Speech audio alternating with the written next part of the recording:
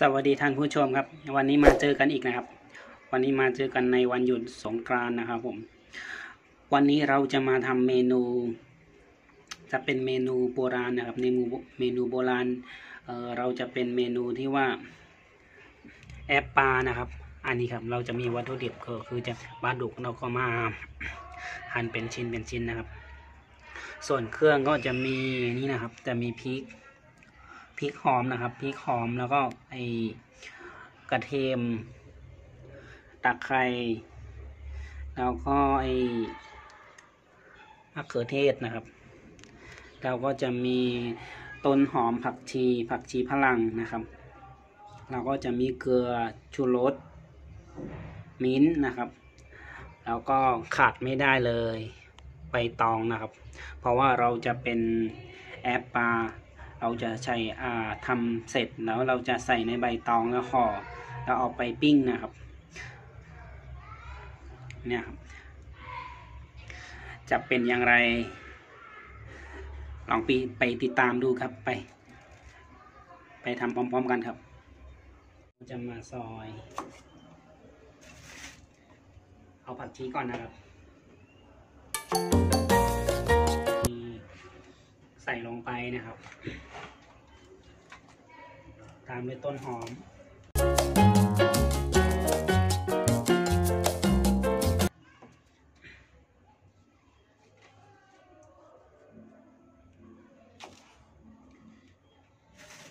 ผักชีฝรั่ง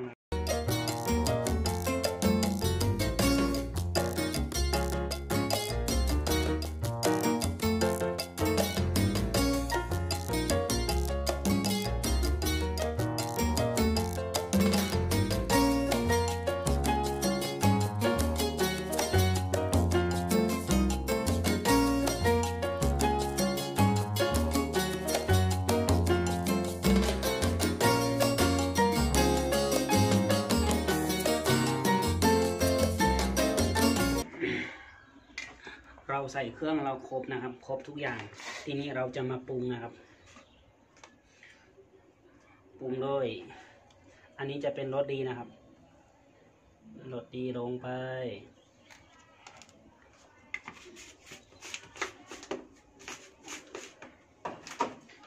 แล้วก็ตามด้วยเกลืออันนี้เกลือนะครับตามด้วยเกลือ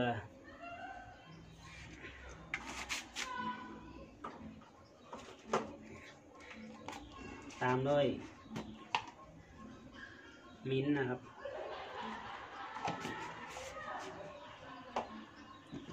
ตามด้วยของถั่วเน่านะครับคืออันนี้ของถั่วเน่านี่มันจะเพิ่มความหอมนะครับอาหารเราจะหอมแบบโบราณหน่อยครับอันนี้เยอะๆหน่อยโอเค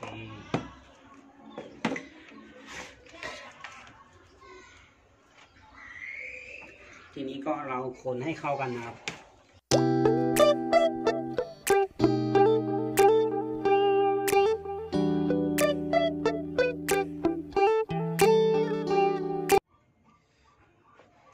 โอเคทีนี้เราจะมาใส่ใบตองและห่อนะครับอันนี้ใบตอง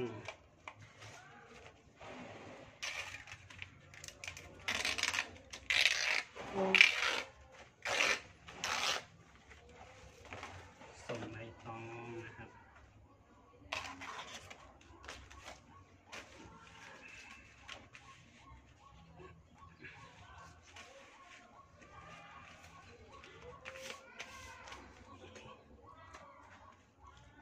เราจะไม่ทำห่อใหญ่มากนะครับเนาะถ้าห่อใหญ่มากมันจะสุกยากครับเดี๋ยวตองเราจะแคมก่อนไหม้ก่อนเรายังไม่สุกนี่นะ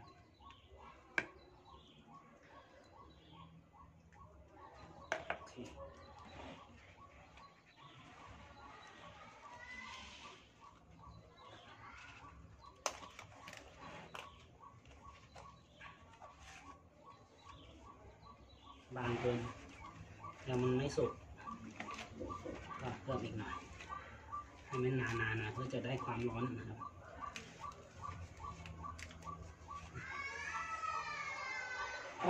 ใบตองลงไปเสร็จลงไป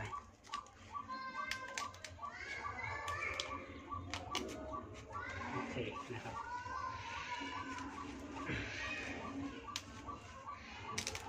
ทางนี้ก็เหมือนกันนะครับพับเหมือนกันนะครับแล้วเสร็จนะครับ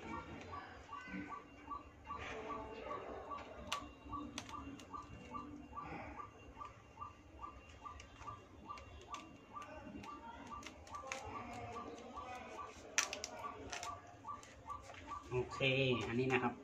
เรียบร้อยนี่นะครับ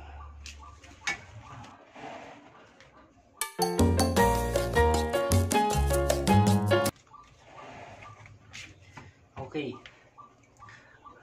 ทีนี้เราห่อเรียบร้อยนะครับทีนี้ไปเจอกันเราจะไปปิ้งไปย่างนะครับเราจะไปก่อไฟเราไปย่างที่เตานะครับผมไปติดตามไปรับชมเลยกันครับทีนี้เตาย่างเราพร้อมแล้วครับเราจะมาเอาแอปปลาเราขึ้นไปย่างนะครับโอเคอันนี้นะครับห่อใหญ่มากครับย่างทีละ2เต็มเลยครับโอเคประมาณ10-15 นาทีครับผม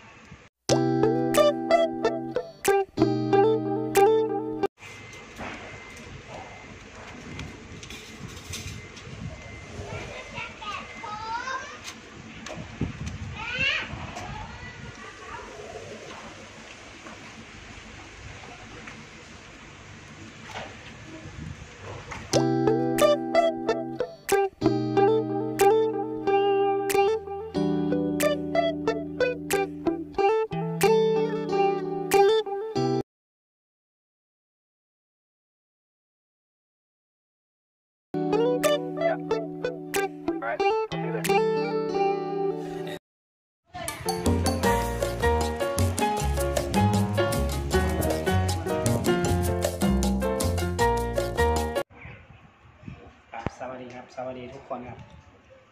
วันนี้มากินข้าวด้วยกันครับนี่ครับแอปปลานะครับทำมาเสร็จเรียบร้อยกลิ่นหอมมากครับพี่น้องหมูหอมใบตองครับหอมอันนี้ครับมากินข้าวด้วยกันครับอันนี้จะเป็น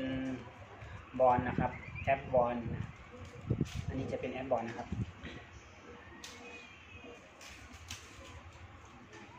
อันนี้ถึงแก่ก่อน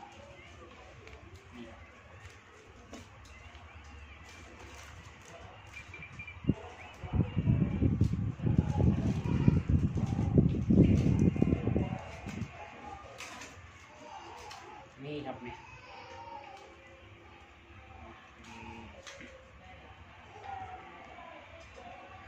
แอปบอลครับชิมก่อน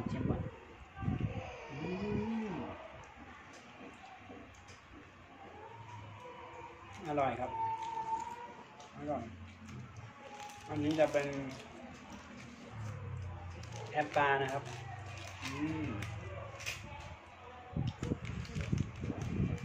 โอ้ดีครับพี่น้อง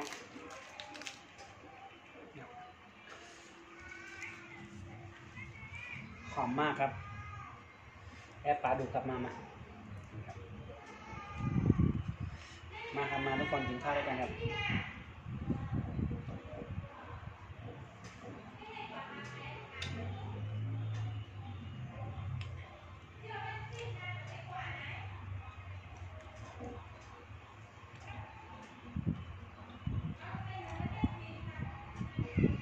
หอมมากครับ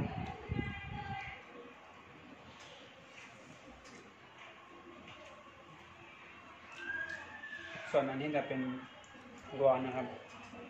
บอลแล้วเอามาตำกับเครื่องแล้วก็เอาไปปิ้งมันกันครับเอาไปย่าง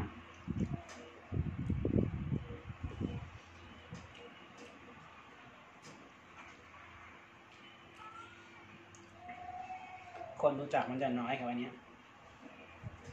ของกินโบราณจริงๆครับ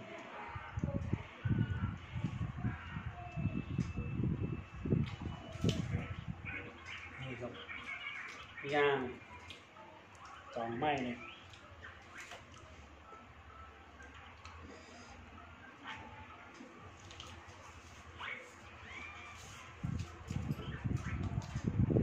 หอมมากครับ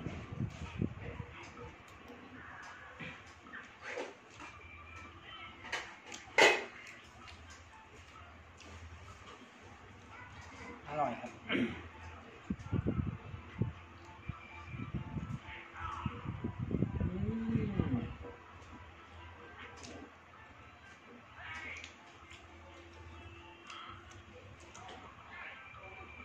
แซ่บอีนี้ครับแซ่บอีนี้ภาษาอีสานครับแซ่บอีนี้อร่อยครับแอบปลาดุกครับ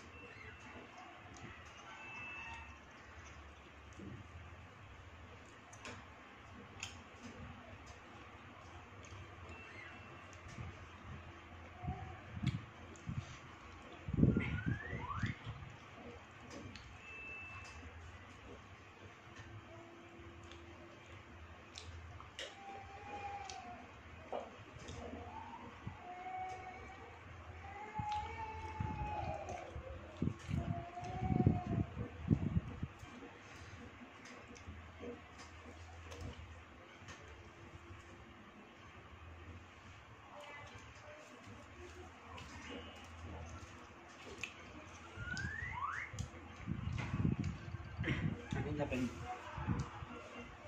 บอลนะครับแอปบอลนะครับแอปบอล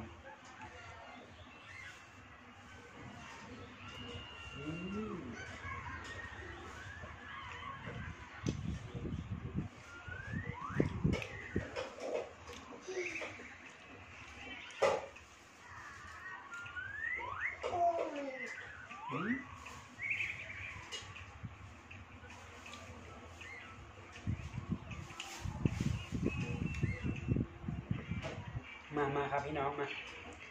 กินข้าวด้วยกันครับ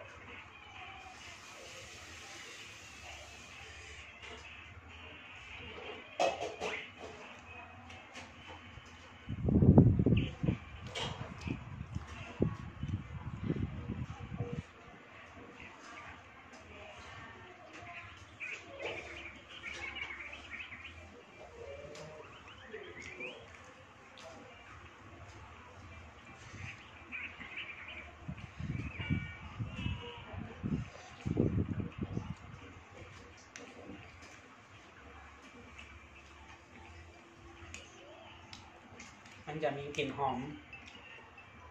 ใบตองนะครับถ้าเราไปทอดหรือว่าไปทำอะไรมันจะเป็นอีกรสชาติหนึ่งแต่อันนี้มันจะไปอีกทางหนึ่งนะครับหอม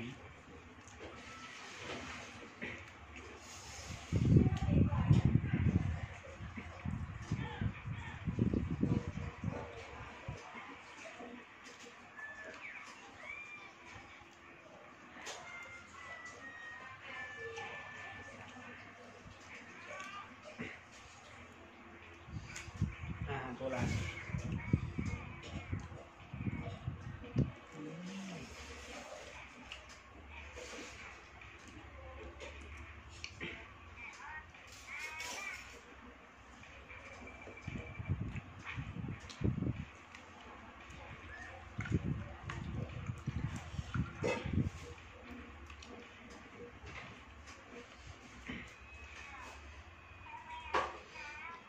แอปบอลครับพี่น้องแอปบอลมีพี่น้องคนไหนที่ไม่เคยเห็นเนี่ยหรือว่ามีใครเคยกินบ้างไหมครับเนี่ยแอปบอลเขาบอก